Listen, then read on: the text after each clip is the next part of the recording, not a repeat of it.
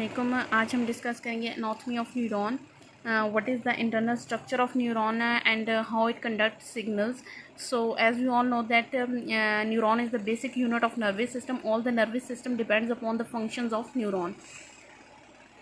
So basically neuron nerve जो होती है वो हमारे पास टू पार्ट से मिलकर बनी होती है, cell body and nerve process. Cell body ये हमारे पास मिडल में प्रेजेंट है, जिसको हम सेल बॉडी को सोमा भी कहते हैं. इसके अंदर हमारे पास न्यूक्लियस भी प्रेजेंट है.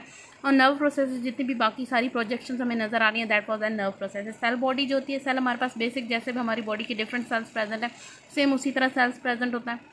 उसी तरह इसमें न्यूक्लियस प्रेजेंट है, साइटोप्लाज्म, और वही उसका फंक्शन होता है, डिजाइड प्रोटीन बनाता है. सारी सेलुलर एक्टिविटीज़ इसमें होती हैं. अच्छा, अब इसका काम यह है कि वो डिज़ाइड प्रोटीन बनाता है, वो वाली प्रोटीन जो कि बॉडी को रिक्वायर्ड होती है, या जो भी रिक्वायर्ड प्रोटीन होती है वो सेल के अंदर बनाती है, और पूरे नर्व सेल्स को ये सेल बॉडी कंट्रोल करती है.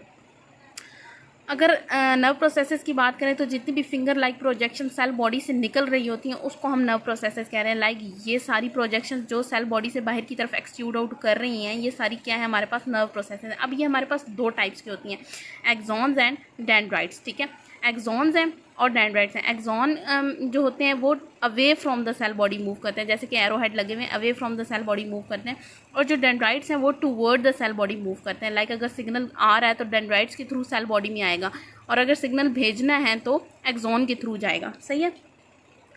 इनका और फ़र्क यह है कि अब आप डेंड्राइट्स का स्ट्रक्चर देखें, एक्सॉन का देखें. डेंड्राइट्स के देखें लेंथ कम है, छोटी लेंथ है, और एक्सॉन्स की लंबी लेंथ है. अच्छा, डेंड्राइट्स जो है वो बहुत माइन्यूट है, थ्रेड लाइक है. एक्सॉन थोड़े मतलब इतने नहीं हैं, लेकिन थोड़े से dendrites as compare to dendrites ये थिकर हैं.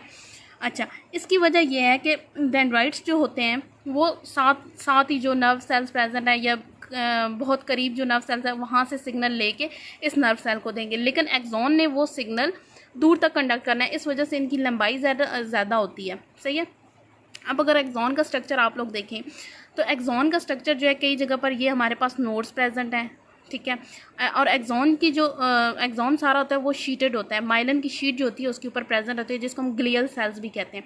माइलिन की शीट प्रेजेंट होती है, इसकी प्रोटेक्शन के लिए भी कहा जा सकता है, और एक इसलिए भी कहा जा सकता है कि जो नर्व इम्पल्स होती है या नर्व सिग्नल होता है वो जल्दी ट्रैवल करता है. माइलिनेटेड शीट जिस एक्सॉन नर्व पर प्रेजेंट होती है. हमारे पास कुछ न्यूरॉन सेल्स ऐसे भी होते हैं जिन पर माइलिन की शीट प्रेजेंट नहीं होती, उसको हम अनमाइलिनेटेड न्यूरॉन सेल्स कहते हैं. और कुछ ऐसे होते हैं जिन पर माइलिन की शीट प्रेजेंट होती है, उसको माइलिनेटेड न्यूरॉन्स कहते हैं. ठीक है.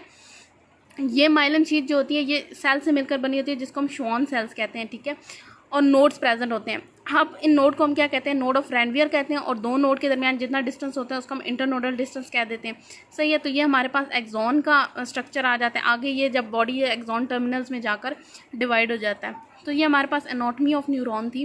फर्दर हम फिजियोलॉजी ऑफ न्यूरॉन को डिस्कस करेंगे नेक्स्ट लेक्चर में, कि कैसे जो है एक बॉडी सेल बॉडी जो है वो सिग्नल ट्रांसमिट करती है, तो कैसे वो एक्सॉन में ट्रैवल करता है. Thank you.